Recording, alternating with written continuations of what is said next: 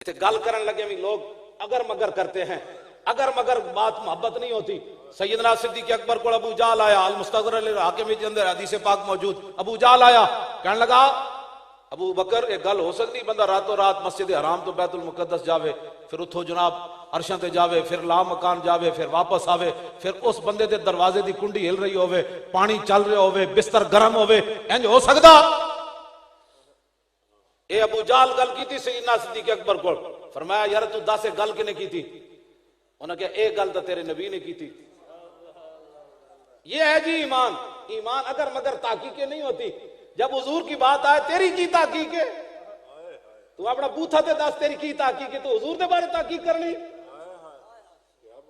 तू अपने बारे कदी नहीं ताकीक की थी। एक मां दे कहने ते सारी जिंदगी तू हलाली रहना, मां नहीं क्या ना सानू तू है तेरा प्यो वे, कदी किसे ताकीक की थी महल्लेदारा को वाकई मैं अपने प्यो दा? एक मां दे कहने ते सारी जिंदगी तू हलाली रहना, ते तू हुजूर दे इलम दे बारे ताकीका करना, कदे अंगूठे चूमने दे बारे ताकीका करना। जदों सहाबा ने गल कर दी थी, गल खत्म हो गई।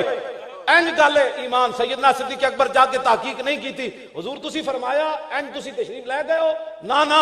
अबू जाल को पूछा, अबू जाल वाकई मेरे नबी ने गल फरमाई है? ये भी नहीं वेख्या रावी कौन है।